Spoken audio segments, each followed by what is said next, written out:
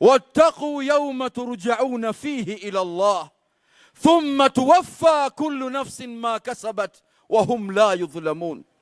Ndugu yangu katika iman, ebu itafakari aya hii ambayo ndio ujumbe wa mwisho anaoteremshiwa Mtume Muhammadin sallallahu alayhi wasallam kuhitimisha Qur'an.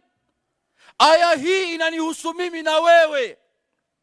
Allah aliposema iogopeni siku ambayo mtakayorejeshwa kwa Allah, tahadharini na siku ambayo mtakayorejeshwa kwa Allah tabaraka wa taala.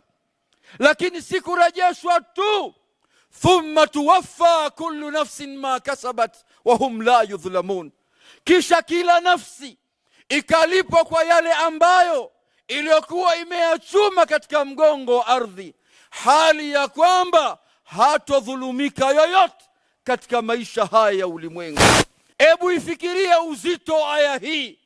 Unaishi katika ulimwengu huu kwa muda uliokuwa mfupi, kisha Allah tabaraka wa taala anakuambia ogopa siku ambayo malakul maut atakuja kutoa roho yako, kisha ukaelekea katika maisha ya barzakh, kisha ukaja